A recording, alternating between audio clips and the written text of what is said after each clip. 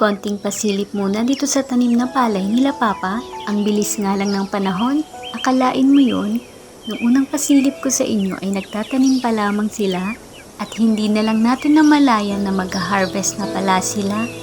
Paglipas nga ng Semana Santa ay aanihin na to.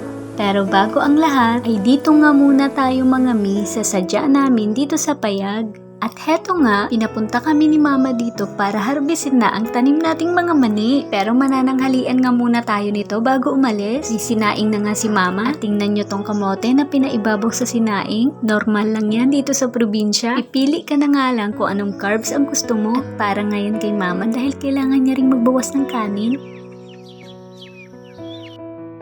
Magtatanghali na rin ito nang dumating si Papa galing sa pangangahoy. Halata naman na hirap si Papa sa dala niya. Hindi nga rin biro ang pangangahoy. Alam naman natin na hindi pwede ang basta-basta ka nalang puputol ng punong kahoy. Dapat ay yung mga tumbang puno o patay na. Nakaka-proud na maranasan mo itong mga ganitong bagay. Yung hindi naman sobrang hirap ng buhay nyo, pero mas pinipili mo mamuhay ng simple.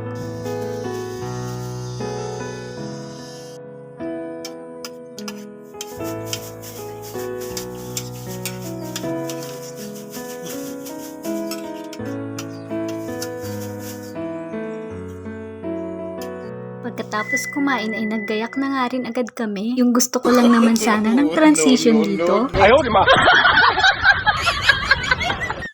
Kaso yung manok gusto yata ng exposure. Tawang-tawa talaga kami ni Mama sa part na to. Nung matarik at may kadulasan na ang daan, ay kumuha na nga itong si Mama ng gagawin niyang tungkod.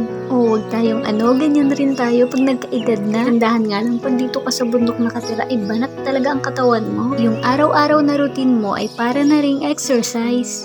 Pero wag po natin nga abusuhin ang mga katawan natin ha, dahil mahirap na. Kung kalusugan mo ang sisingil sa'yo, kahit papano bigyan mo naman ang sarili mo ng pahinga. Sa wakas, kadadaldal ko, nakarating na rin tayo dito sa taniman. Dahil kasama namin kayong nagtanim niyan, ayan at huling pasilip bago natin anihin. Eto nga at sinisimulan na ni Mama na bungkalin. Tuwang-tuwa nga kami nila Mama dahil ang daming laman ng mga tanim natin. Sa loob nga ng 3 buwan ay sa wakas makakatikim na rin tayo ng pinaghirapan natin. Syempre mas malaki pa rin yung sakripisyo dito nila Mama, lalo na sa pag-aalaga ng mga ito. Dahil hindi rin naman sapat na basta lang natin itong itinanim. Kung ano man ang aanihin natin ngayon ay bunga na rin ng matinding pag-aalaga nila. Tagahimay nga lang ako sa part na to. Ganito pala ang feeling pag nakaani ka ng pinaghirapan mo. Ngayon ko nga lang naintindihan na kung bakit ang mga magulang ko ay mas pinipiling mamuhay ng ganito dahil kakaibang fulfillment nga ang mararamdaman mo at eto ay hindi matutumbasan ng anumang halaga. Sobrang focus nga lang ako dito sa ginagawa ko. Hindi ko alam na ang sister ko pala ay paparating na. Ay! Kakasunod din sila. Kasama mo. Ikaw lang? Pagod ako sa bota eh. Ang bigat ng bota mo. Ang bigat ng bota. At hindi kayo nagkakamali, siya nga ang kasama nating nagtanim noon. Pwede ba namang mawala ang sister ko sa pag-harvest natin ngayon? Napakalamig nga rin ng kamay niya. Pare-parehas sila na nagmana kay Mama at mahilig nga rin sila sa pagtatanim. Ako lang yata mga mi ang hindi nagmana. Mainit nga raw ang kamay pag ganun. Abay masisisi ko ba lahat tayo? Charot! Taas ang kamay ng mga elementary at high school na nakaranas mag-gardening na pag hindi nabuhay o namunga ang halaman ay walang grade. Kabadong malalakas sa part na yun ano? Yung sinisipagan mo talagang magdilim. Sa umaga at hapon mo binibisita, tuloy nawawalan ka na ng time sa crush mo. Tapos sa mga high school ngayon na di kojic at di skincare pa, ibaling magbungkal basta naka-makeup ka. Normal lang naman yan sa panahon ngayon, may pa-sunscreen naman na. Tamang bungkal nga lang itong sister ko dito at ayan nakakarami na nga kami. Buti na nga lang talaga at dumating siya dahil kung kami lang ni Mama baka abutin kami na maghapon. Nung mga time na to ay hindi namin napapansin ang oras lalo na't excited kaming ma-harvest lahat at hindi pa pala dyan natatapos dahil sabi ni Mama ay manguha nga rin kami ng mga kamote. At eto sinimulan na nga naming magbungkal ng kamote.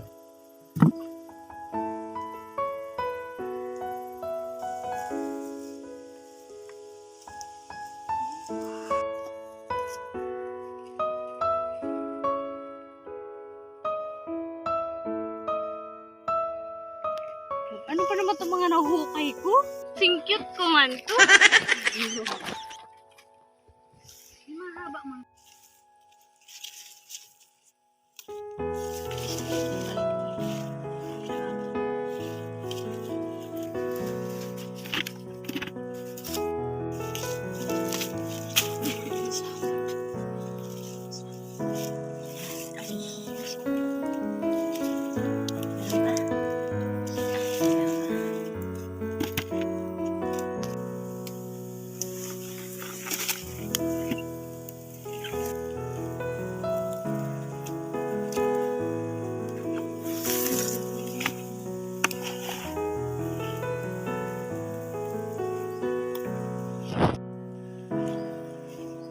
Uy.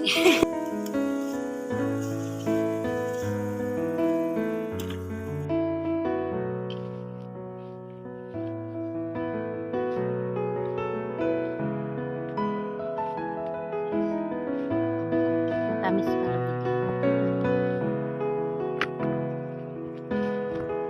Pa, isang gini pa. Ay.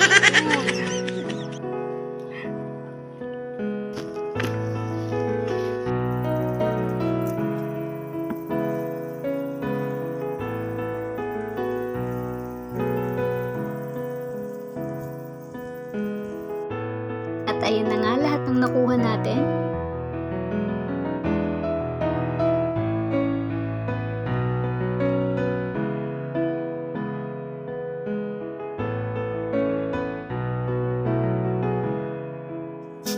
Yung pare-parehas kaming ulyanin at nakalimutang magdala ng tubig. Nung mga oras na yan ay uhaw na talaga tong si mama at naisipan niya ngang magbukas nitong nyog para makainom kahit papano.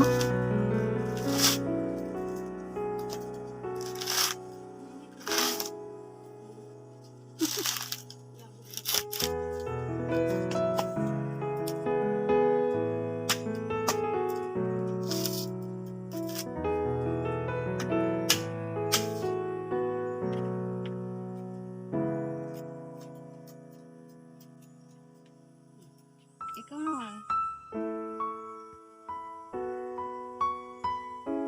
At dito na nga natatapos ang pag-harvest natin. Salamat nga pala sa pagsama simulat sa poll ng mga adventure at journey natin. Sana patuloy pa rin kayong sumuporta at patuloy na subaybayan ang mga ganap natin. Paano ba yan? Hanggang sa muli! Salamat!